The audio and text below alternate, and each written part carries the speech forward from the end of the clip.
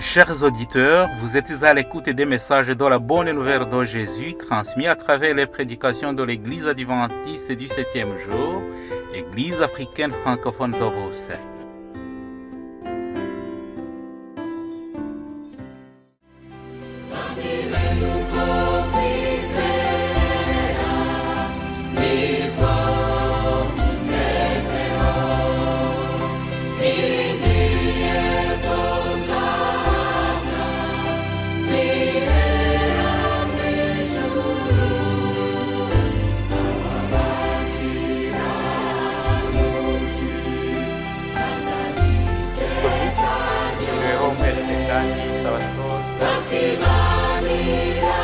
Aujourd'hui, il fait très chaud. J'espère ne pas vous choquer en ayant déjà enlevé la veste. Hein?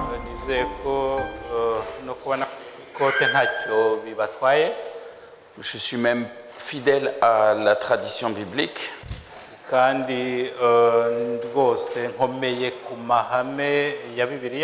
Parce que dans l'Ancien Testament, on précise que les prêtres ne pouvaient pas utiliser de vêtements qui provoquent la transpiration.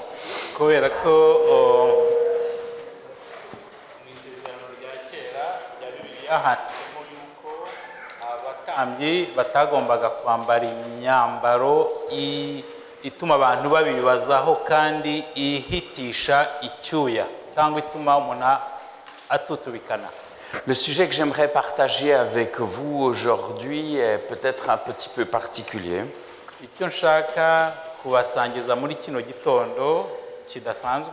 Et je vous inviterai à ne pas réagir de suite aux prochaines phrases que je vais vous dire.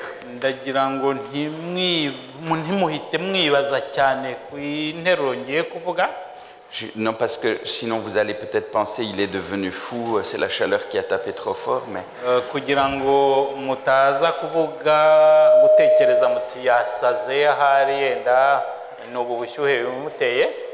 j'aimerais simplement vous montrer, mettre en évidence que dans le fond, tant Dieu que Satan veulent promouvoir, entre guillemets, normalement le même programme. Mais on va...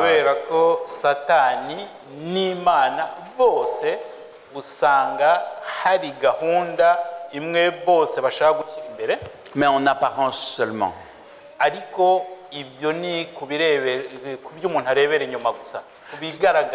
Dans toute chose, Satan s'ingénue toujours à faire une contrefaçon de ce que Dieu propose.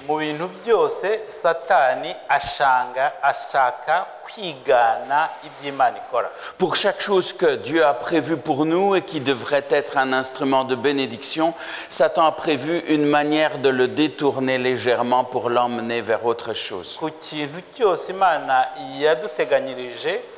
kugira ngo tukiboneremo umugisha satani ashaka gukoresha icyo kintu kugira ngo yice cyangwa se azambye imigambi Imana yari ifite. Mais des deux côtés, on va trouver presque des mêmes slogans, des mêmes idées fortes. Ariko muri ibyo bihande byombi cyaba cya satani n'icy'Imana ubona hari indirimbo imwe cyangwa se hari umujya ugaragara nkaho yenda ari umwe. Satan dit à l'être humain qu'il souhaite que l'être humain soit libre. Satani yabwiye umuntu yuko ashaka yuko yishyira akizana. Il faut que vous soyez complètement libre. Mugomba kwishyira mukizana. Libre de toute limite. Kandi mukishyira mukizana mu bintu byose nta rutangira. Rien ne doit vous retenir. Nta kintu kigomba kubakoma mu nkokora. Vous devez écouter ce que vous pensez. Mugomba kumvira ibitekerezo byawe biri kukuzamo. Les seules limites sont celles que vous vous imposez personnellement. wowe umupaka cyangwa aho ugomba kugarukira n'aho wumva ko ugomba kugarukira. Vous êtes totalement libre. Murigenga rwose mu buryo busendereye cyangwa se bwisasuye. La seule règle, c'est vous, votre volonté, vos envies, votre pensée, votre réussite, et ainsi de suite. Ikigomba kubagenga no kuyabayobora ni mwebwe ubwanyu, ibitekerezo byanyu, ibyo mwibwira, ibyo mugambirira, ibyo mukeneye, ibyo mwifuza, n'ibyo bigomba kubagenga no kubayobora. Dieu aussi parle de la liberté, de son désir de liberté pour l'être humain. Imana nayo ikaba kandi nayo itubwira yuko ishaka ko twigenga tukishyira tukizana nk'abantu. Mais la liberté n'est pas totalement la même. Ariko uko kwishyira no kwizana Imana itubwira gutandukanye n'uko Satani atubwira. La liberté que le Seigneur nous conseille n'est pas une liberté qui brise toutes les règles. Ukwishyira no kwizana Imana itubwira ntabwo ari kwa kwishyira no kwizana kwica andi mategeko yose. Elle ne nous affranchit pas des lois qui nous ont été données par le Seigneur. Ntabwo bitukundira cyangwa se bitwemerera kwica amategeko yandi ariho yatwahawe. Mais elle vise à nous guider dans une direction qui nous permette d'éviter les sources de souffrance pour nous et pour les autres. Ahubwo uko kwishyira no kwizana Imana itubwira ni ukutuyobora kugira ngo twirinde kubabara no kuba twababaza abandi. Et dans le fond, ces deux modèles de liberté vont entraîner des résultats totalement différents. Muri uko kwishyira no kwizana kombi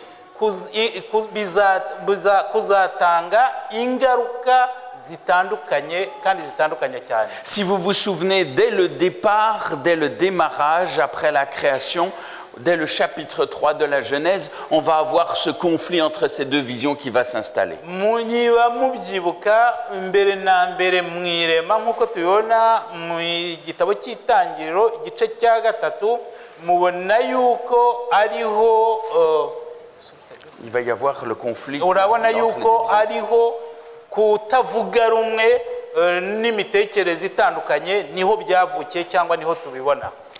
Satan va venir sous la forme du serpent. Satani yaje ari mu ishusho ry'inzoka et va suggérer quelque chose à l'être humain. Hanyuma yagize icyo abwira umuntu wari umaze kuremwa. Tu n'as pas besoin d'un Dieu au-dessus de toi. Ntabwo ukeneye Imana izakuba hejuru. Pas besoin de quelqu'un qui te dicte quelque chose. Ntabwo ukeneye umuntu ukubwira icyo ugomba gukora. Pas besoin d'une référence en dehors de toi-même. Ntabwo ukeneye ugomba kwishingikirizaho cyangwa ugomba kubaza icyo ari cyo cyose atari wowe ubwawe. Et Satan va essayer de mettre la pensée dans le cœur de l'homme que la relation avec Dieu est quelque chose qui, dans le fond, nous prive de notre vraie liberté. Satani yagerageje gushyira mu muntu yuko umubano we n'Imana utuma atabasha kwigenga. Affranchis-toi de ton Créateur et deviens ton propre maître, ton propre Dieu. Hunga iyo Mana uyishyize iruhande kugira ngo ubashe kwibera Imana wowe ubwawe. Tu n'as pas besoin des limites et des interdictions qui ont été placées devant toi. Ntabwo ukeneye uriya mupaka cyangwa rutangirizi n'amategeko byagushyizwe imbere. Porte toi-même tes choix et tu seras véritablement libre. Tu seras ton propre Dieu. Ukora amahitamo yawe wigenge kandi wishyire wizane muri byose. Tu seras ton propre Dieu aussi. Uzaba Imana yawe ubwawe. Et donc, quand on regarde cette manière de tenter l'homme, elle a donné des résultats. Iyo urebye buriya buryo bwageragereshejwe umuntu usanga bwaratanze cyangwa se bwaragize ingaruka. L'être humain a choisi de faire confiance à cette vision. Uyu kiremwa muntu cyashatse cyangwa kiyemeje kugirira icyizere ubwo buryo bwo gutekereza cyangwa kubona ibintu. Pourquoi est-ce que je ne pourrais pas manger ce fruit?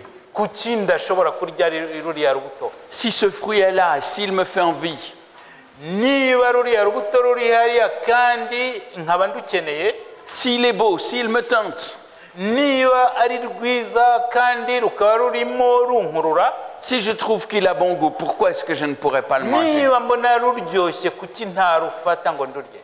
Je veux le manger, je le mange. Ngiye kururya ndaruriye. Je n'ai pas besoin de ces conseils et de ces préceptes qui m'ont été donnés. Ntabwo nkeneye ziriya nama n'ariya mategeko nahawe. Et l'homme va manger.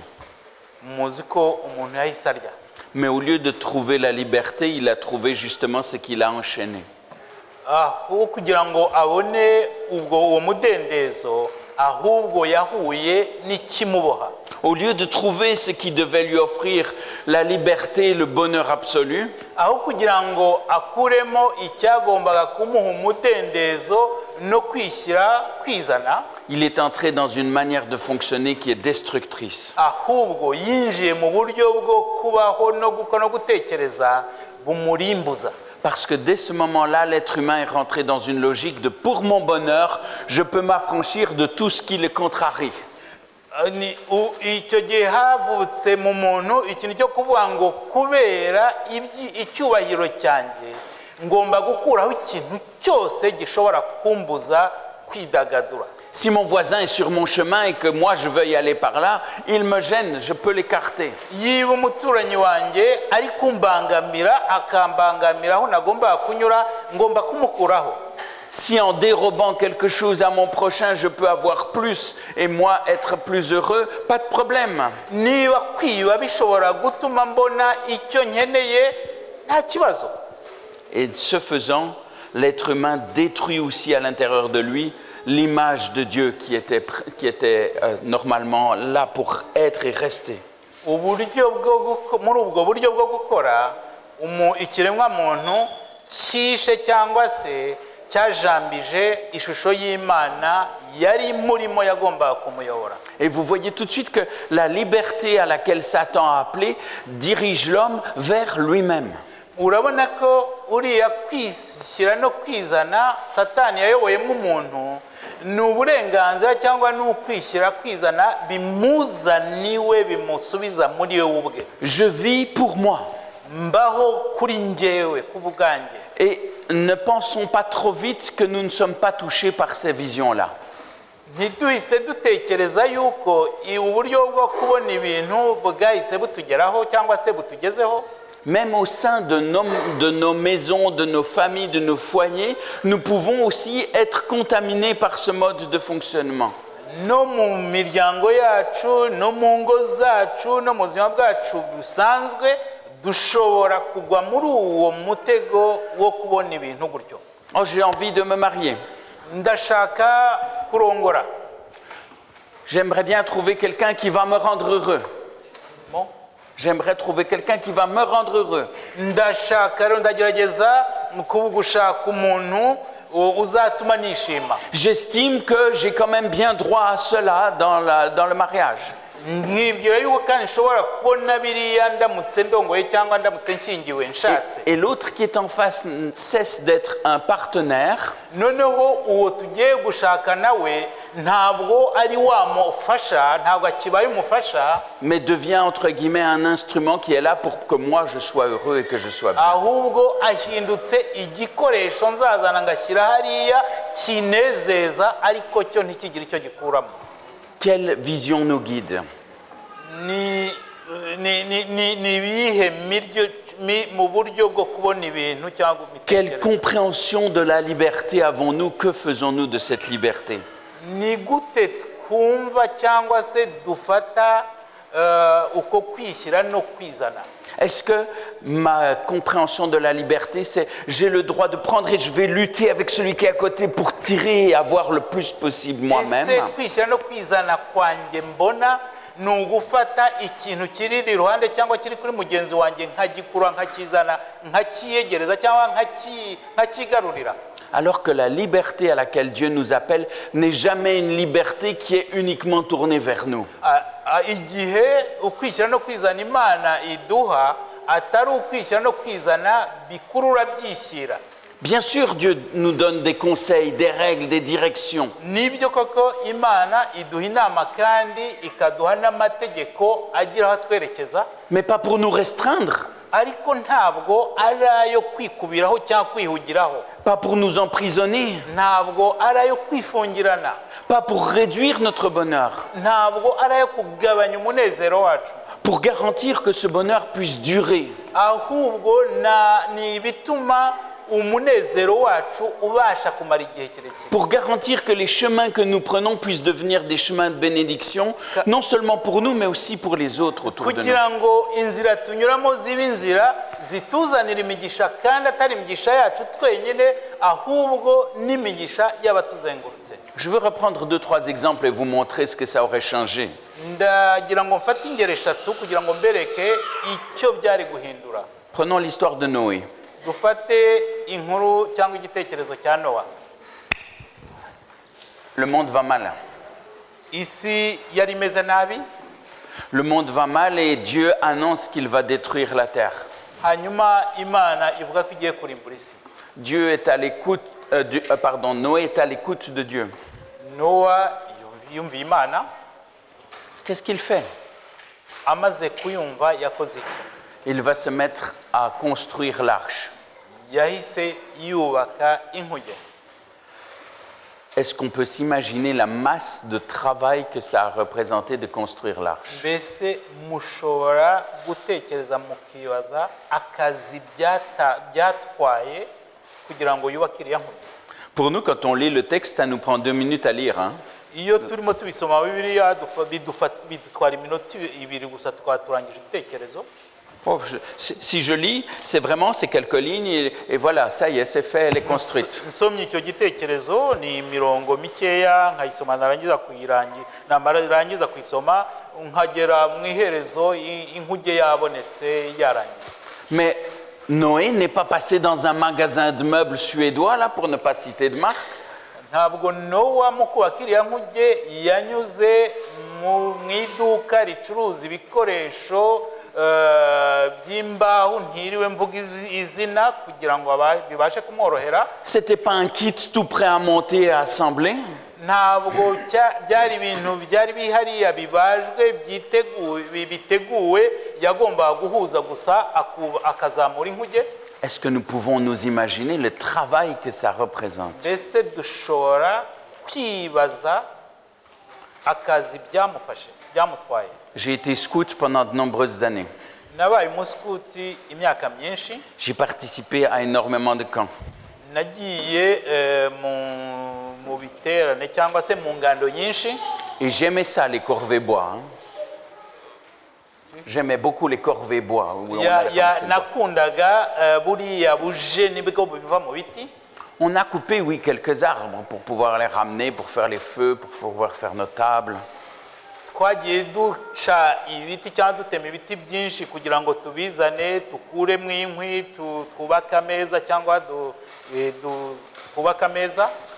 Mais déjà, pour couper un arbre qui ait cette taille-là, ce diamètre-là, ça demande déjà du travail et de l'effort. kugira ngo ufate igiti gifite umubyimba ungana gutya kugira ngo ubashe kugica ukizane, nabwo bisaba akazi katoroshye. Mais vous ne faites pas des bateaux avec des arbres de ce diamètre-là. ariko ntabwo ari igiti gifite umubyimba ungana gutya ushobora kubakisha inkuge nk'iriya. Il faut des arbres énormes. byasabaga ibiti binini cyane. Il faut les abattre. yagombaga kubitema, Il faut les débiter en planches, akabibazamo imbaho, les uns après les autres. akava kuri kimwe akajya ku kindi. Il faut construire une structure. noneho akareba igishushanyo mbonera kugira ngo agikurikize. L'arche est immense. buriya bwato cyangwa iriya nkuge yari nini cyane. L'arche ne rentre pas dans la salle ici. Hein? ntabwo buriya bwato cyangwa iriya nkuge yashobora kwinjira hano muri runo rusengero. C'est un bateau gigantesque. bwari ubwato bunini cyane. Et Noé va se donner cet effort, lui et les siens, de construire inlassablement cet immense bateau. Nowa n'umuryango we bahise biyemeza cyangwa se bemera kubaka iriya nkuge, barayubaka kandi bibafata igihe kirekire. Pourquoi? kubera iki? Parce qu'ils ont été dirigés par cette liberté que Dieu donne. kubera ko bayobowe na buriya bure kwishyira no kwizana cyangwa se kwigenga Imana yahaye umuntu. Parce que celui qui est dirigé par Dieu ne construit pas seulement pour lui. Kubera yuko uyobowe n'Imana ntabwo yiyubakira gusa. Écoutez, ça n'aurait pas été difficile pour Noé. Hein? Ntabwo iyo kuba kwiyubakira ntabwo byari kugora Nowa. Il fait un bateau pour lui et sa famille. Yari kubaka cyangwa se kubaza ubwato bwe n'umuryango we gusa. On embarque quelques animaux qu'on juge utiles. Noneho bagahita bashyiramo inyamaswa bumva ko bazakenera cyangwa ze zibafitiye akamaro. Des provisions. Bagashyiramo ibiryo by'impamba. C'est beaucoup moins de travail, hein, les amis. Byari byoroshye kari akazi koroshye. Mais pendant 120 ans, il va non seulement inviter les gens, Muri iriya myaka 120 ntabwo yahamagariye abantu gusa, et construire un bateau énorme afin qu'il y ait la possibilité pour d'autres de venir dans ce bateau. ahubwo yubatse inkuge nini cyane kugira ngo n'abandi benshi bashaka babonemo umwanya. Quand je veux prendre un autre exemple, Mfashe urundi rugero, l'exemple d'Abraham. urugero rwa Aburahamu. Dieu a béni Abraham, Imana yahaye umugisha Aburahamu, mais Dieu a béni Abraham pas seulement pour Abraham lui-même. ariko Imana ntabwo yahaye umugisha Aburahamu kubwe wenyine gusa. Dès le départ, il parle à Abraham et il lui dit « Je ferai de toi une source de bénédiction. Kuva bigitangira yaramubwiye ati uzaba isoko y'umugisha. Tu seras une bénédiction en toi et en ta postérité. Toutes les nations de la terre seront bénies. » Ati uzabera umugisha kandi muri wowe amahanga yose yo ku isi niho azahabwa umugisha. Et j'aimerais reprendre deux textes pour pouvoir illustrer un petit peu ces deux démarches, ces deux manières de vivre la vie et de profiter de cette liberté qui est la nôtre. Ndagira ngo mfate amasomo abiri atwereka neza uburyo bwo kubaho no kubona ibintu kandi noneho tukagira umudendezo n'abandi bashobora kugiraho akamaro. Ce sont à peine deux petits exemples, Ni utugero tubiri gusa, mais des illustrations des fruits de chaque démarche et de chaque type de cheminement de liberté que nous pouvons choisir. ariko utwo tugero tubiri tukatwereka uburyo cyangwa se icy'ubwo buryo bwo gutekereza no kubona ibintu bishobora kutugezaho. Le premier texte que je vous invite à prendre se trouve dans Luc au chapitre 12. Isomo rya mbere ngira ngo dusomere hamwe ni muri Mark, Non, Luc. muri Luka igice cya 12. Luc au chapitre 12. Luka igice cya 12. Et c'est une parabole que Jésus va raconter à partir du verset 16. Ni inkuru cyane igitekerezo hano kihera ku murongo wa 16. Tout d'abord, je vais vous lire les deux passages et puis après, on va revenir dessus pour voir un petit peu Ndagira ce ngo que les textes nous mbanze montrent. mbasomera amasomo abiri hanyuma tuze kugaruka hano. Luc 12, verset 16 et suivant. Hanyuma Luka igice cya 12 kuva ku murongo wa 16. Il leur dit cette parabole. Les terres d'un homme riche avaient beaucoup rapporté. Et il raisonnait en lui-même, disant, « Que ferai-je ? Car je n'ai pas de place pour serrer ma récolte. Voici, dit-il, ce que je ferai. J'abattrai mes greniers, j'en bâtirai de plus grands, j'y amasserai toute ma récolte et tous mes biens, et je dirai à mon âme, tu as beaucoup de biens en réserve pour plusieurs années. Repose-toi, mange, bois et te réjouis. » Mais Dieu lui dit, « Insensé, cette nuit même ton âme te sera redemandée, et ce que tu as préparé, pour qui sera-t-il ? Il en sera de même, il en sera ainsi de celui qui amasse des trésors pour lui-même et qui n'est pas riche aux yeux de Dieu. » Dusomere hamwe Luka igice cya 12 kuva ku murongo wa 16 kugeza ku wa 21. Turasoma ngo nuko abacira umugani ati hariho umukungu wari ufite imirima irumbuka cyane, nuko aribaza mu mutima we ati ndagira nte ko ntafite aho munika imyaka yanjye, aribwira ati ndabigenza ntya, ndasenya urugarama rwanjye nubake urundi runini, aba arimo mpunika imyaka yanjye yose n'ibintu byanjye. Nibwo nzabwira umutima wanjye nti, mutima ufite ibintu byinshi bibikiwe imyaka myinshi, ngaho ruhuka urye unywe unezerwe. Ariko Imana iramubwira iti, wa mupfuwe, muri iri joro uranyagwa ubugingo bwawe, ibyo wabitse bizaba ibyande? Niko umuntu wirundiriza ubutunzi amera, atari umutunzi mu by'Imana. Je veux vous inviter à garder un doigt à cet endroit-là dans Luc parce qu'on va y revenir. Uyu murongo, iyi mirongo tumaze gusomana mube turayigarukaho. Mais ouvrez un peu plus loin dans le livre des Actes au chapitre 9. Noneho tujye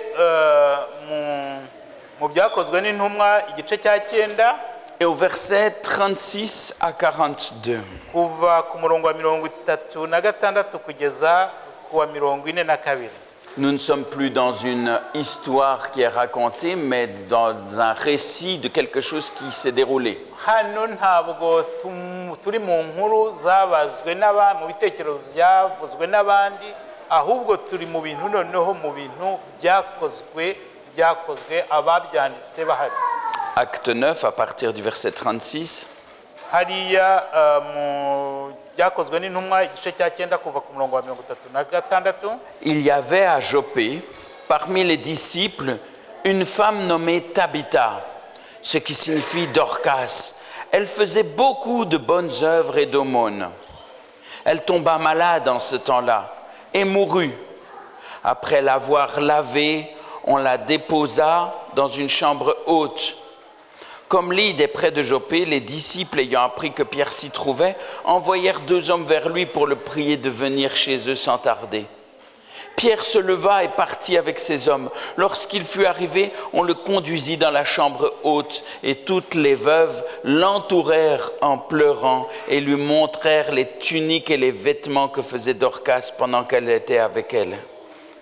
Pierre fit sortir tout le monde, se mit à genoux, pria, puis se tournant vers le corps, il dit, « Tabitha, lève-toi. » Elle ouvra les yeux. Ayant vu Pierre, elle s'assit. Il lui donna la main et la fit lever. Il appela ensuite les saints et les veuves et la leur présenta vivante. Et cela fut connu de tout Joppé, et beaucoup crurent au Seigneur.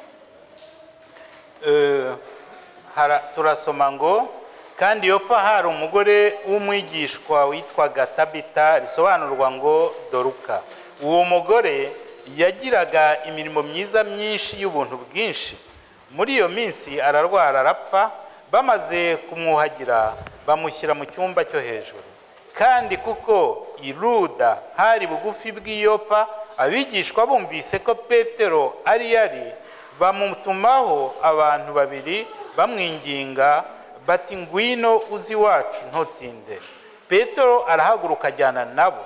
Asohoyeyo bamujyana muri icyo cyumba cyo hejuru, abapfakazi bose bahagarara iruhande rwe barira, berekana amakanzu n'imyenda Doruka yababoheye akiriho. Petero abaheza bose, arapfukama arasenga, ahindukirira intumbi ati, Tabita, haguruka. Arambura amaso, abonye Petero arabyuka aricara. Petero aramufata ukuboko aramuhagurutsa, maze ahamagara abera n'abapfakazi amubaha ari muzima. Imyekana Yopa hose, benshi bizera umwami. Nuko amara iminsi myinshi i Yopa acumbitse kwa Simoni w'umuhanzi. Est-ce que vous avez remarqué les différences énormes qu'il y a entre ces deux situations? Mwabonye ukuntu ibi bikorwa bibiri bitandukanye? D'un côté, un homme qui est présenté comme ayant beaucoup de biens, il est riche, il a tout ce que l'on pourrait désirer à vue humaine. Mu gihande kimwe hari umugabo ukize, ufite byose ukurikije uko amaso y'abantu abibona. De l'autre côté, une dame, on ne nous dit absolument rien sur ce qu'elle possède ou pas, ce n'est pas ça qui importe. Mu kindi gihande bakatubwira umugore batatubwira ibyiba hari ibyo yari atunze kuko bidashishikaje cyane ariko batubwira ibikorwa bye byiza. Mais chacun d'entre eux semble suivre la liberté selon un des modèles différents. Aba bombi bigaragara ko bose bakoresha ubwisanzure cyangwa se ukwishyira no kwizana kwabo ariko bakabukoresha mu bihe cyangwa se mu bintu mu buryo butandukanye. Le riche insensé a choisi cette vision de la liberté de « c'est pour moi ». Uyu mukire yahisemo kwishyira no kwishyira no kwizana no kwishyira uvuga ngo byose ngo ni La seule chose qui est importante, c'est moi. Ikintu cy'ingenzi kurusha ibindi ni njyewe. Et dans le texte, je ne sais pas si vous avez remarqué à quel point cet homme est seul. Les autres n'existent pas. Sinzi iyo mwabibonye musoma rino somo mwabonye ukuntu uyu mugabo ari bisa nkaho ari we wenyine nta wundi yitaho cyangwa nta wundi areba. On ne voit pas qu'il y ait d'autres personnes autour de lui. Hano nta nubwo tubona ko hari abandi bantu bari bamuzengurutse. Peut-être qu'il y a d'autres gens, Byashoboka ko hari abandi bantu mais ils n'existent même pas. ariko ntabwo bagaragara hano ni nkaho batabaho. Ils sont peut-être là pour le servir. Byashoboka ko bahari yenda bamukorera. Aucune relation, rien. Nta mubano afitanye nawe ugaragara hano. Même le texte dit, il a beaucoup de biens. Hano dusoma ko yuko yari afite ibintu byinshi. Ses terres ont rapporté beaucoup. Imirima ye yamuzanye yareraga cyane yari irumbutse. S'il est riche et qu'il a beaucoup de terres, Niba yari umukire kandi akaba afite imirima myinshi, s'il a tellement de terres et tellement de biens et tellement de récoltes, niba afite imirima myinshi akaba afite ibintu byinshi kandi akaba yasarura byinshi, vous pouvez être sûr que ce n'est pas lui qui a fait tout le travail. twahita dutekereza yuko twibaza ko atari we wakoze uwo murimo wose. S'il a énormément de terres au point d'être riche comme ça, Niba afite imirima myinshi ku buryo bimugeza ku bukire nka buriya, c'est pas lui qui s'est levé tous les jours et qui a été retourné tous les champs, semé, récolté et ainsi de suite, arrosé tout, ntabwo ari tout ce we qu'il faut. wenyine cyangwa we ubwe wayihingaga yose umunsi ku wundi. Mais personne n'existe à part lui dans son raisonnement. Ariko mu bitekerezo bye nta wundi muntu ubaho wundi usibye we. Le texte précise au verset 17, il raisonnait en lui-même.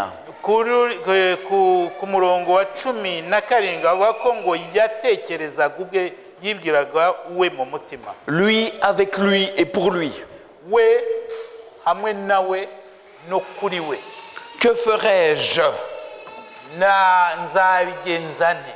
Je n'ai pas de place pour pouvoir ranger toute ma récolte. Nta mwanya mfite wo guhunikamo umusaruro wanjye. Et il dit, ah, alors je sais ce que je ferai. Hari abaye mbonye icyo nzakora. J'abattrai mes greniers. Nzasenya biriya bigega byanjye. Et puis, qu'est-ce que je vais faire après? Hanyuma nzakora iki? Je vais en bâtir des plus grands. Noneho nubaka ibindi binini kurutaho. J'y amasserai toute ma récolte et tous mes biens.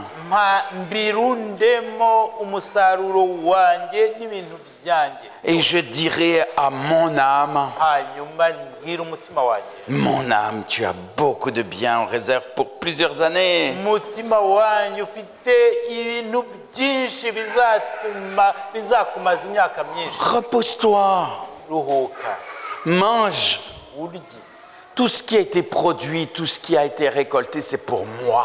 Ibyasaruwe ibyahinzwe byose ni ibyanjye. Je vais le mettre bien enfermé dans mes greniers que je vais faire bâtir quand même par d'autres parce que je ne vais pas faire ça tout seul non plus. Nzabirunda mu bigega nzubakisha kuko nyine atagomba kubyubaka wenyine. Et puis je vais tout manger et boire moi-même. C'est pour Hanyuma moi. byose mbirye kandi mbinywe njyenyine. Et Dieu lui dit, insensé, cette nuit ton âme te sera redemandée. Imana nibwo yamubwiraga ati uri igicucu cyangwa nta bwenge ugira kuko iri joro urapfa. Et je ne sais pas si vous avez bien remarqué dans la lecture du verset 21, Sinzi yiba mwabibonye muri uriya murongo wa 21. Il en est ainsi de celui qui amasse des trésors pour lui-même. niko umuntu wirundaniriza ubutunzi amera atari umutunzi mu by'Imana, Et il n'est pas riche aux yeux de Dieu. atari umutunzi mu by'Imana. Un homme qui vit, Umuntu ubaho, un homme qui a de l'activité, umuntu ukora, un homme qui meurt, umuntu upfa. et on ne mentionne personne autour de lui. Ariko iruhande rwe cyangwa hamuzengurutse nta wundi muntu bavuga. Ceux qui sont là ne comptent pas, n'existent même pas à ses yeux. Abahari ni nk'aho batabaho mu maso ye, Et au moment où il meurt, il est seul. n'igihe yapfaga yapfuye wenyine, Rien. nta wundi muntu. Quand on regarde l'histoire de Tabitha, c'est très différent. Noneho wareba iriya nkuru cyangwa kiriya gitekerezo cya Tabita, Ce qu'elle a- usanga bitandukanye. Ce qu'elle a, que ce soit beaucoup ou peu, elle l'utilise aussi pour les autres. Ibyo yari afite byaba bike cyangwa byinshi abikoreshereza ku bantu. Elle trouve sa joie à être source de bénédiction pour les autres. Yishimira kuba isoko y'umugisha w'abandi. Et quand elle tombe malade, Igihe yarwaraga elle décède aussi. nawe yarapfuye. Mais vous voyez le soin de tous ceux qui sont autour d'elle. Murabona ibyifuzo by'abantu bari bamuzengurutse. Et on peut pas la laisser comme ça. Oya, ntabwo twamureka kuriya. On la lève, on la lave, on va la déposer dans une chambre haute. Turamwuhagira, nitumara kumwuhagira kandi tumujyane mu cyumba cyo hejuru. Et il y a des gens qui viennent, qui se rassemblent parce qu'ils sont tous tristes et affectés par sa Hari disparition. abantu baje barahura baraterana kuko bose bari babajwe n'urupfu rwe. Et vous allez me dire, mais ça ne change rien pour elle, hein, elle est morte, elle ne voit plus tout ça. Mushobora kumbwira bati kuba bateranye ari benshi ntacyo bihindura kuko n'ubundi yapfuye. Sauf que ça va quand même générer une différence. Ariko turabona itandukanirizo rihari. Parce qu'on va même aller chercher Pierre parce qu'on apprend qu'il est là. Kuko bagiye gushaka Petero, bari bumvise ko ari hafi y'aho ngaho, Et on prie qu'il vienne sans tarder. kandi bamusaba kuza adatinze. Quelle est l'urgence? Niki cyihutirwaga? Elle est décédée, elle ne va plus s'enfuir. Hein. Uriya mugore yari yapfuye ariko ntaho yashoboraga kujya ngo ahungire. Mais ils veulent que Pierre puisse venir et les accompagner. Ariko bashakaga ko Petero aza akifatanya nabo. Pierre va venir. Petero yaraje, Il entend aussi les récits que l'on fait de la vie de cette femme. yumva ibintu bavugaga kuri uwo mugore, Il fait sortir ceux qui sont là. asohora abantu bose bari aho ngaho, Il prie arasenga. et il invite aussi Tabitha à se lever. Hanyuma ahamagara Tabita amusaba guhaguruka. Effectivement, Dieu va opérer un miracle à ce moment-là. Rwose Imana yakoze igitangaza muri icyo gihe, Et cette femme leur est rendue vivante. hanyuma abasubiza uriya mugore ari muzima. Bien sûr, aujourd'hui, elle est décédée à nouveau. Nibyo ubu ngubu tuvuga yarapfuye kuko yongeye gupfa, Mais il y a peut-être aussi un message dans ce texte qui s'adresse à nous aussi. ariko muri iki gitekerezo cye hari icyo bishaka, hari isomo dukuramo. Celui qui a choisi cette direction d'une liberté qui sert simplement à utiliser tout ce qu'il peut pour lui-même. Uwafashe uburenganzira bwe afite n'ubwisanzure afite akabukoresha mu nyungu ze bwite ku giti cye gusa, Sa vie se terminera un jour ou l'autre et elle ne connaît pas de suite, il n'y a plus rien. ubuzima bwe bitinze cyangwa byihuse buzarangira, kandi nta kindi kizabukurikira, amaze gupfa ntacyo azamenya, nta n'icyo azasobanukirwa. Par contre, celui qui a décidé d'être aussi utilisé par Dieu, Ariko noneho uwahisemo kwemera gukoreshwa n'Imana, celui qui a choisi cette liberté qui sert à devenir bénédiction pour d'autres, uwahisemo kwishyira no kwizana bibera umugisha abandi, celui-là connaîtra une suite même si sa vie devait se terminer. uriya we hari ahazaza he nubwo yaba bibaye ngombwa ko apfa. Ce n'est pas une promesse pour chacun d'entre nous que s'il nous arrive quelque chose, nous allons ressusciter directement. ntabwo bishatse kuvuga yuko hagize ikitubaho tugapfa yenda twahita tuzuka. Mais cela reste néanmoins un message de la part de Dieu pour nous dire qu'effectivement, il veut ressusciter et redonner vie à tous ceux qui ont choisi et embrassé cette direction. ariko harimo ubutumwa cyangwa inyigisho Imana iduha yuko abantu bose bahisemo gukoresha ubu guhitamo kwabo cyangwa gukoresha ukwisanzura kwicara no kwizana kwabo neza mu nzira ishaka bazabona ubuzima bundi nubwo baba barapfuye. Qu'en est-il de nos vies personnelles? Twavuga iki ku buzima bwacu cyangwa ubuzima bwa buri muntu ku giti cye? Comment est-ce que je fonctionne? Nkora nte cyangwa nitwara nte? Est-ce que je fonctionne comme un cadenas fermé, mbese nkora nk'ingufuri wafashe ukayifunga, fonctionnant uniquement pour moi-même, ngakora ari jye nireba gusa nta wundi ndeba ari jye witayeho gusa, attrapant peu importe la manière tout ce que la vie peut m'offrir pour pouvoir réaliser mon kandi bonheur? ngakora uko nshaka ntacyo nitayeho, icyangombwa ari ukugira ngo jyewe ibyo nifuza cyangwa ibyo nshaka bigereho cyangwa bingereho? Ou est-ce que le Seigneur a déjà déverrouillé le cadenas pour que nous puissions être ouverts aussi sur ceux qui se trouvent autour de nous? cyangwa umukiza wanjye yaba yarafunguye iyo ngufuri noneho akamfungura ku buryo ngana abandi nkababera umugisha? J'aimerais vous montrer juste un exemple d'un homme qui a connu les deux systèmes. ndagira ngo mbahe urugero rw'umuntu waciye muri izo nzira zombi. Je suis sûr que vous le connaissez. ntashidikanya muramuzi. Cet homme s'appelle Nebuchadnezzar. uwo mugabo yitwa Nebukadineza. Et j'ai envie de reprendre avec vous juste une partie de son histoire qui nous est racontée dans le chapitre 4 de Daniel. ndagira ngo mu magambo make dufate imirongo mike bavuga muri Daniyeli ku buzima bwe.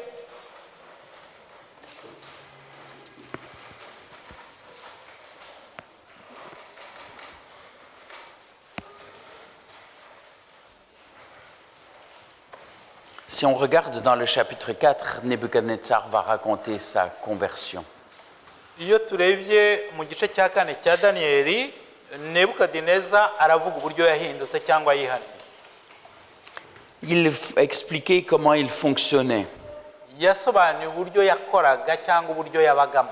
Et je veux faire exprès de reciter seulement l'histoire à partir du verset 4 pour l'instant. ndagira ngo ndahitamo kuvuga icyo gitekerezo mpereye ku murongo wa 4 gusa. Ça ressemble un peu à l'histoire du riche insensé. bisa nk'inkuru ya wa mukiranutsi utagira ubuze ubwenge. Moi, mukire je. wa mukire Il n'y a que moi. wavugaga ngo njyewe nyine. Moi, Nebuchadnezzar, je vivais tranquille dans ma maison, heureux dans mon palais. J'ai eu un songe, et ainsi de suite. C'est tout moi. njyewe Nebukadineza nari nkize nabaga mu nzu yanjye byose ubona abyizanaho ari njyewe gusa. Et il va avoir un songe, il va demander à Daniel de venir. Je ne vais pas prendre tout le texte ici parce que le temps nous manquerait. nta gihe dufite cyo gusoma iki gitekerezo cyose, ariko azageraho agira inzozi hamagare Daniyeli. Et on va voir que Daniel le met en garde contre son état d'esprit. Il le met en garde contre son état d'esprit. turabona ko hano Daniyeli azahagera kandi amwihanangiriza ahereye ku mibereho ye cyangwa mu mitekerereze ye. Écoutez le conseil que Daniel lui donne. mwumve inama Daniyeli yamuhaye. Daniel lui explique. Daniyeli yaramusobanuriye. Je prends déjà à la fin du verset 19. turebe mwirangira cyangwa se mwiherezo ry'uyu murongo wa 19. Daniel, qui s'est attaché à Nebuchadnezzar, souhaite aussi le meilleur pour lui. Daniyeli wari warabanye cyane na Nebukadineza nawe yamwifurizaga ibyiza. Mon Seigneur, que le songe soit pour tes ennemis et son explication pour tes adversaires. nyagasani ibi warose bizasohorere ku banzi bawe no ku bandi bye kuba ari wowe bibaho. Daniel dit, j'aimerais que le songe ne te concerne pas. Daniyeli aravuga ati nakifuza yuko izi nzozi zitaba ari we zigirirwaho. Mais il va lui expliquer cet arbre que tu as vu là, c'est toi. azavuga ati kiriya giti wabonye ni wowe. Et il dit, voilà, il y a ce risque effectivement que ton orgueil t'amène à un moment à la chute. Yavuga ati koko ubwo bwirasi bwawe no kwishyira hejuru kwawe bishobora kuzakugeza aho bikugusha. Mais Dieu sait que cette prophétie est conditionnelle. Ariko Imana izi ko ubuhanuzi hari ikintu bushobora guheraho. Et au verset 27, il donne un conseil au roi. Ku murongo wa 27 yagiriye inama umwami. Et remarquez le conseil qui est donné comme vraiment il va dans cette direction de voilà comment tu pourrais utiliser ta liberté autrement que pour toi-même. Murebe ukuntu iyi nama ijya mu cyerekezo kuvuga ngo reba ibishobora kukugeraho igihe utazabukoresha uburenganzira bwawe kuri kubwawe cyangwa kuri wowe wenyine gusa. Daniel lui dit, c'est pourquoi, ô roi, puisse mon conseil te plaire. Rachète tes péchés par des bienfaits, tes iniquités par la compassion envers les malheureux, et ton bonheur pourra se prolonger. Verset 27. Ku murongo wa 27 turasoma ngo aravuga ati chapitre 4 4:27. ngi Babylone hakomeye niyubakirana tukagenda ntago bihuye imirongo. Le découpage est différent chez vous? Oui, différent. Hein? Ouais? C'est différent. Aravuga ati ngi Babylone bikomeye ubwo ni nyuma yaho ndibwira. Hein? 24 il paraît.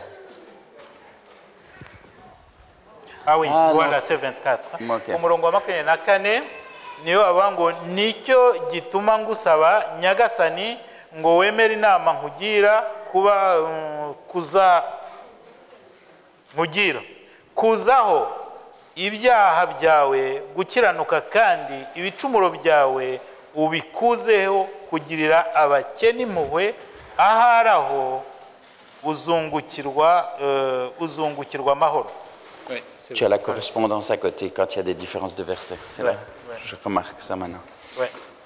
Donc, quand vous voyez ici, le conseil, c'est vraiment un conseil de cesse de n'être tourné que vers toi. Ton bonheur pourra se prolonger si tu commences à te préoccuper aussi des autres. Urabona hano yuko ati itandukaniro rizaba igihe noneho uzava kwikubira ahubwo ugatangira gutekereza no ku bandi. Mais il n'a pas écouté. Ariko ntabwo yabyumvise. Et on le voit tout de suite dans l'histoire. De nouveau, on repense tout de suite aux riches insensés quand on lit ces paroles. Iyo usomye uko igitekerezo gikurikira igice gikurikira cy'iki gitekerezo ubona ko akomeza gutekereza nka wa mukire utagira ubwenge. Chez moi, c'est au verset 29. Au bout de 12 mois, comme il se promenait dans le palais royal à Babylone, le roi prit la parole et dit, « N'est-ce pas ici, Babylone la grande, que j'ai bâtie comme résidence royale par la puissance de ma force et pour la gloire de ma magnificence ?» Hano twebwe tubifite ku murongo wa 26 ngo hashize amezi 12 umwami yari i Babyloni arambagira mu rugo ibwami aravuga ati ngiye i Babyloni hakomeye niyubakiye ngo habe umurwa wanjye nturaho mpubakishije imbaraga z'amaboko yanjye ngo haheshe ubwami bwanjye icyubahiro. Et sa raison va lui revenir quand il va relever les yeux et lever les yeux vers Dieu. Noneho azongera kugarura ubwenge igihe azikuraho amaso noneho akayahanga Imana yo mu ijuru. Au moment où il comprend et il admet qu'il n'est pas lui-même le seul Dieu de son existence. Igihe azamenya cyangwa azasobanukirwa yuko atari we Mana ye cyangwa Imana atari we wiremye cyangwa we wibeshejeho. Au moment où il reconnaît que cette manière d'utiliser sa liberté lui donnait peut-être certes des jouissances provisoires, mais démolissait, détruisait tous ceux qui étaient autour de lui. Igihe azamenya ko bwa buryo bwo kubaho cyangwa bwo kwisanzura kwishyura ukizana butubaka abandi ahubwo ari we bwubaka wenyine noneho ahubwo kandi bugasenya abandi bose bamuzengurutse. Et quand Nebuchadnezzar raconte cette histoire, il est déjà converti. Igihe Nabukadineza yari ari kubara iyi nkuru yari yarihariye. Il dit voilà comment moi je fonctionnais. Nibwo yavugaga ati murebe ngewe uko nakoraga cyangwa natekereza. Voilà ce qui m'est arrivé. Murebe ibyambayeho. Mais vous vous souvenez de Nebuchadnezzar qui menaçait tout le monde dès qu'on ne faisait pas ce qu'on voulait, qui disait qu'il allait détruire tout, casser les maisons. Noneho mukibuka wa Nebukadineza wa kera wavugaga yuko arakora biriya arayica bariya agasenya amazu hirya no hino. Eh bien, relisez le début du chapitre 4, quand Nebuchadnezzar commence à raconter cette histoire. Lui qui maintenant est déjà converti, regardez comment il parle. Noneho murebe ndabasaba kugira ngo musome kiriya gice cya 4 mugihereye ku murongo wa mbere, murebe kiriya gitekerezo uko Nebukadineza avuga inkuru ye, uburyo yabagaho, uburyo yatekerezaga ibyamubaye n'uburyo kuko abivuga yaramaze kwihana. Parce que ce n'est plus centré sur lui seulement. Kubera yuko avuga bino ntabwo yarakihugiyeho gusa wenyine. On voit qu'il a changé de logique. Bigaragara yuko yari yarahinduye uburyo bwo kubonamo ibintu cyangwa bw'imitekerereze. Il a vécu une expérience et il veut la partager avec tous. Ubuzima n'ibyo yabayeho arashaka kubisangiza n'abandi bose. Nebuchadnezzar, roi, à tous les peuples, aux nations, aux hommes de toute langue qui habitent sur toute la terre, que la paix vous soit donnée avec abondance. Nebukadineza yemeye yuko atari wenyine ubaho, habaho amoko menshi, ibihugu byinshi, abantu bazengurutse hirya no hino, kandi noneho akaba basabira amahoro no kugubwa neza aho bari hose. Vous voyez le changement que Dieu peut opérer dans le cœur d'une personne qui s'ouvre à lui? Murabona uburyo Imana ishobora guhindura umuntu wayihaye umutima wayo cyangwa se wafunga umutima wayo we akawerekeza ku Mana. Toi tu as quelque chose mais ça sera mieux dans ma main. Je serai plus heureux si c'est moi qui l'ai que si c'est toi qui l'as. Ikintu utunze ikintu ariko byaba byiza ari je ngifasha akaba ari je ngitunga. Moi, pour moi, à moi. Ngewe kubera ngewe kuri ngewe n'ibyanjye ni ngewe. Non, ici c'est il faut que je le dise aux autres. Ils doivent en profiter aussi. Hano ni bigaragara ko yavuga ati ibi byambayeho ngomba kubibwira abandi kugira ngo nabo bibagirire akamaro. Ce n'est plus si vous n'obéissez pas, je vous détruis. Sino kuvuga ntabwo bikiri ibyanyu byo kuvuga ngo nibi mutabikoze cyangwa mutabigezeho ndabica. Mais c'est un souhait de paix avec abondance pour tous. Ahubwo ari kwifuriza amahoro atagabanije ayifuriza abantu bose. Et il le dit, il ne va pas cacher ses erreurs quand il raconte l'histoire. Kandi igihe avuga ibingibi ntabwo yigeze ahisha amakosa y'ibyo yakoze mu buzima bwe. Et il se rend compte, pendant toutes ces années, j'ai cru que moi j'étais grand. Kandi avuga yuko muri iriya myaka yose yakoraga ariya makosa yibwiraga yuko ari we wenyine uriho. Il dit, waouh, maintenant que j'ai rencontré Dieu, je me rends compte à quel point lui est grand. None akavuga ati igihe nibwiraga yuko ari je usumba bose maze guhura n'Imana namenye ko Imana ari yo nkuru. Il m'a semblé bon de faire connaître les signes et les prodiges que Dieu, le Dieu suprême, a opérés à mon égard. Ati byambereye byiza, nasanze ari byiza kubwira bose ko Imana ari yo nyiri cyubahiro, nyiri ububasha kandi mugenga wa byose. Que ces signes sont grands. Ko ibitangaza bye cyangwa ibimenyetso bye, ibitangaza bye ni byinshi. Que ces prodiges sont puissants. Ko ibitangaza bye ari afite ububasha bwinshi. Son règne est un règne éternel. Kandi ubuyobozi bwe cyangwa se ubutegetsi bwe ari ubwo igihe cyose Et sa domination subsiste de génération en génération. kandi gusumba byose ni iby'igihe cyose kandi kuva uko ibihe bizagenda bikurikirana. À ce moment-là, il a accepté, réalisé. Oui, moi je vais passer. hariya niho yari yahisemo yuko njyewe cyangwa we ubwe agomba kuvaho. Mais dans le temps où je suis là, j'espère au moins que ça va contribuer à vous apporter du bonheur et de la prospérité. akavuga ati njyewe noneho ibi ngibi igihe muzamenya bizabazanira uburumbuke, bibazanira amahoro, bitume murushaho kumererwa neza. Deux libertés qui nous sont proposées. hano dufite kwishyira no kwizana mu buryo bubiri, mais avec des fruits totalement différents. ariko bugatanga n'imbuto cyangwa se n'ingaruka zikaba zitandukanye cyane. Et j'aimerais clôturer avec vous avec le texte que l'on trouve dans l'épître aux Galates au chapitre 5. ndagira ngo turangize kino cyigisho dusangira riya somo riri muri ya rwandiko Pawulo yandikiye Abagalatiya. Parce que ce texte va nous montrer comment Dieu conçoit la liberté. iri somo riratwereka ukuntu Imana ibona kwishyira no kwizana. Galates chapitre 5 les versets 13 et 14. Abagalatiya igice cya 5 umurongo wa 13 n'uwa 14. Frères, vous avez été appelés à la liberté. Seulement ne faites pas de cette liberté un prétexte pour vivre selon la chair, l'autre manière de vivre la liberté. Mais rendez-vous par la charité, serviteurs les uns des autres, car toute la loi est accomplie dans une seule parole, dans celle-ci. Tu aimeras ton prochain comme toi-même.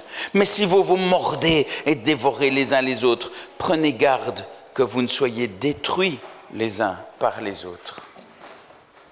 Urwandiko rw'Abagalatiya igice cya 5 umurongo wa 13 kugeza wa 15 haranditswe ngo bene data mwahamagariwe umudendezo, ariko umudendezo wanyu ntimukawugire urwitwazo rwo gukurikiza ibya kamere, ahubwo mukorerane mu rukundo, kuko amategeko yose asohorera mu ijambo rimwe ngiri ngo ukunde mugenzi wawe nk'uko wikunda. Ariko rero nimushikurana mugaconshomerana, mwirinde mutamarana. D'un côté, vivre la liberté telle que Satan la propose. Mu gihande kimwe umuntu akabaho akurikije kwishyira no kwizana nk'uko Satani abyumva cyangwa bishaka. Vivre selon la chair, selon nos désirs naturels. Ukabaho ukurikije kamere yacu, iby'umubiri wifuza, iby'umubiri ushaka. Et cela provoquera des destructions. Kandi ibyo bikazajyana mu kurimbuka cyangwa se mu kwangirika. Cela détruira le bonheur de ceux qui sont autour de nous. Noneho bikica kandi cyangwa bikazambya umunezero w'abatuzengurutse. Ou bien alors être dirigé par l'esprit et vivre la liberté telle que Dieu la conçoit. Cyangwa se kubeshwaho n'umwuka wera tukabaho mu bwisanzure cyangwa mu kwishyira no kwizana nk'uko Imana ibitugenga cyangwa se ibidutegeka cyangwa se ibitwereka. Une liberté qui n'est pas vécue seulement pour moi, mais aussi pour tous ceux qui sont autour de moi. Kwishyira no kwizana bitadusaba kubaho ari twe twenyine cyangwa ku bwacu gusa, ahubwo kwishyira no kwizana bitwerekeza ku bandi. Une fois qu'on a compris ça, on peut relire la liste de ce que cela donne, les deux voies. Iyo umaze kumva ibi bintu ushobora noneho no gusoma urutonde rw'ibintu ukwishyira kumwe cyangwa ukwishyira no kwizana kundi gushobora kukuyoboramo. Et si vous regardez à partir du verset 19, vous allez voir le fruit de cette dynamique d'une liberté où je fais ce que je veux uniquement pour moi. Je suis ma seule règle. Iyo usomye kuva ku murongo wa 19 ubona ingaruka cyangwa se uko kwishyura ukwizana kwikubiyeho cyangwa kwikubiye ku muntu ku giti cye, aho akora icyo ashaka, aho avuga icyo ashaka, aho yigenga uko ashaka, aho kwerekeza. Les œuvres de la chair sont manifestes. Imirimo ya kamere iragaragara. Ce sont l'adultère, Gusambana, J'ai envie, je prends. ndabikeneye ndabishaka ndabikora C'est pour moi, si ça me fait plaisir, tant pis. n'ibyanjye yiba binshimishije bon Si niba binshimishije n'ibyanjye abandi ntacyo bambwiye Si ça détruit, tant pis. niba hari uwo bisenya cyangwa se Pas de problème. bangamiye biramureba J'ai envie, je prends. ndabishaka ndabikora L'impudicité, l'impureté, tout ce qui me tente, pas de problème.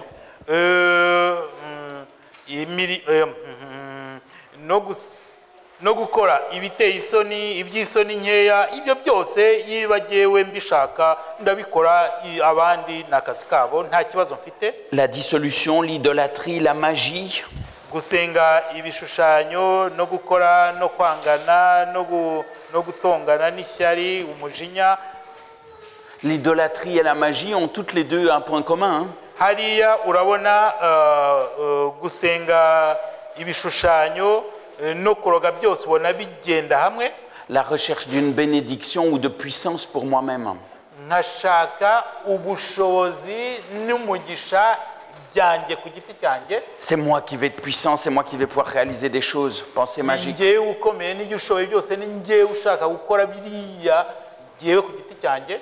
Et puis ça va donner aussi les querelles, les jalousies, les animosités, les disputes, les divisions, les sectes, l'envie. noneho bikagera no mu bintu by'ishyari umujinya n'amahane no kwitandukanya no kwirema ibice. Il y a des disputes parce que chacun veut s'imposer, veut être lui à la tête. C'est moi la référence. intonganya amahane bizwa nuko buri wese ashaka kumva yuko ari ugomba gutegeka kuyobora kujya hejuru y'abandi. Tout cela, ce sont des fruits d'une vie orientée d'une certaine manière. biriya byose rero biva ku buzima bugengwa na kwa kwishyira kwizana kwerekeza ku muntu ku Et giti quand on cye. regarde le fruit de l'esprit, ça va être orienté tellement différemment. iyo urebye rero izindi mbuto zituganisha usanga zituganisha mu bundi buryo bwo kubona ibintu cyangwa bwo kubaho butandukanye. Le fruit de l'esprit, c'est l'amour. imbuto z'umwuka ni urukundo. L'amour n'est pas simplement orienté vers moi-même. urukundo ntabwo ari jye ruherereyeho gusa. L'amour, il est là aussi pour pouvoir souhaiter le bien et le mieux de celui qui est autour. urukundo rurahari kugira ngo rwifurize cyangwa se rutere ibyiza ku bandi banzengurutse bose. Et ça rend heureux, il va y avoir de la joie. kandi noneho rugatuma umuntu agira ibyishimo anezerwa. La joie pour moi et la joie pour celui que j'ai pu rendre heureux aussi. ibyishimo kuri njyewe n'ibyishimo ku bandi nshaka gutuma bishima. De la paix, de la patience, parce que je ne veux pas écraser l'autre, donc je prends soin de lui. amahoro no kwihangana kubera ko ndashaka gukandamiza no gutsindagira no guhonyora undi. La bonté, la bénignité, la fidélité, je ne vais pas trahir. kugwa neza kuvugisha ukuri kuko sinshobora kuganira cyangwa kugambana cyangwa se kuva mu ndi. La douceur, parce que je ne veux pas faire n'importe comment au risque de blesser celui qui est autour de moi. kwirinda noneho kugwa neza no koroha n'ingeso nziza no gukiranuka kuko ndashaka guhemukira cyangwa se kwangiza cyangwa se kubabaza abanzengurutse. Et le texte va préciser au verset 24, ku murongo wa 24 ceux qui sont à Jésus-Christ ont crucifié la chair avec ses passions et ses désirs. batubwira yuko abakristo yesu babambanywe kamere niruba n'irari byabo. Quelle est ma démarche? njyewe nkora nte?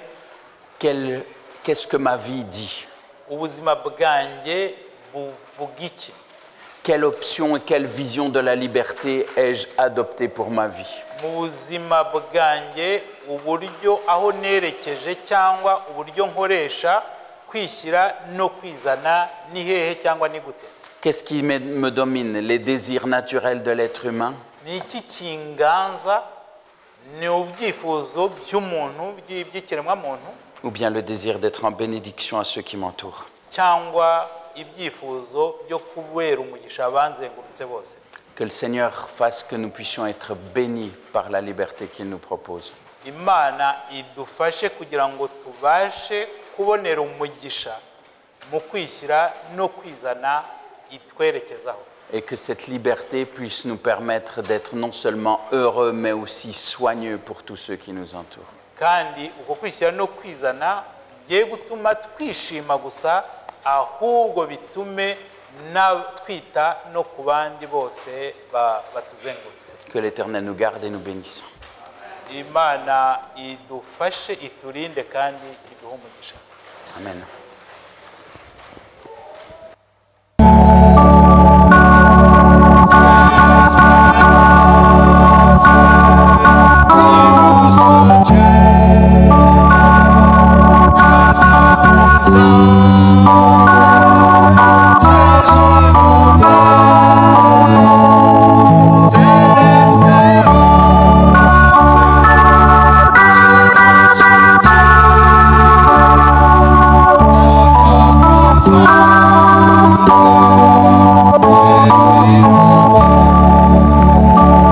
Ensemble.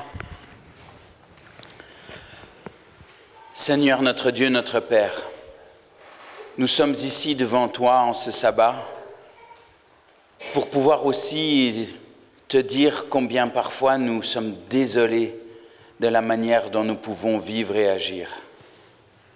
Seigneur, tu connais nos cœurs et tu connais nos vies. Tu vois tous ces moments où nous utilisons la liberté que tu nous as donnée d'une manière qui déshonore, d'une manière égoïste, pour notre satisfaction propre, au lieu de l'utiliser avec une confiance totale dans tes plans et dans ta sagesse pour la bénédiction de tous.